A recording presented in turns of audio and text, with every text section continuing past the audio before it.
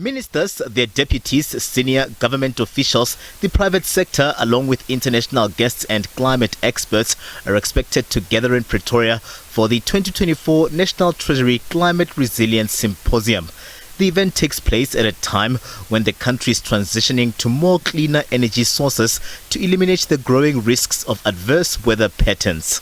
South Africa really is a pioneer in setting up the just energy transition through its investment plan, through the implementation plan, the hard work of the presidency to coordinate this through the JET IP project management unit as well.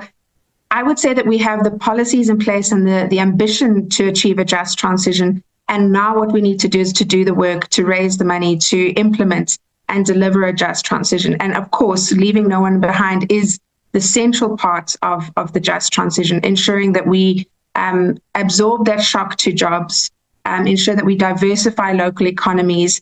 And of course, we know that the future is green. In collaboration with global organizations like the World Bank, various issues will come under the spotlight in efforts to integrate climate goals into South Africa's macro, fiscal and finance policy.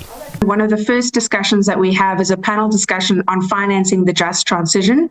So part of our climate commitments is around having a low carbon economy, but this is something that has a fiscal implication cost to us. So we are very grateful for the commitment of the IPG partner group in establishing the just energy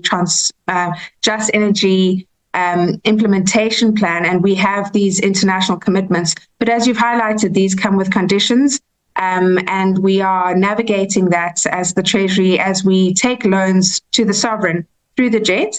The adverse weather conditions are also having an impact on the agricultural sector, threatening livelihoods and food security. Organizers of the symposium say conversations around this will also be prioritized. We must always keep the science in mind when thinking about future projections in terms of our climate change. It includes the heat intensity that will increase. The Southern African region is going to increase at double the global rate of temperature increases. And remember, along with these climate change implications, there are also incidences of flooding that will continue to occur.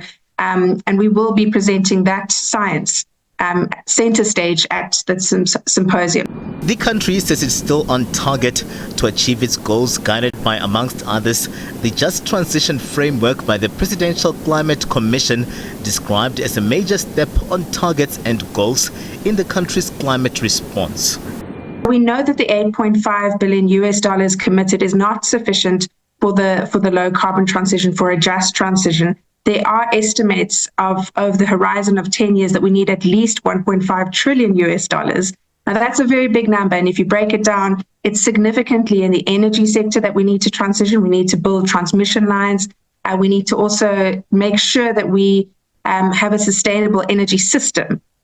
So the large portion of the just energy transition is in energy investments, but the just transition broadly is across sectors, and we are still going to have to estimate that. National Treasury is working with the Department of Trade, Industry and Competition on a carbon border adjustment policy to address potential barriers to SA goods, the trade and sectoral impact of global CBAN and green protectionism by some across the globe.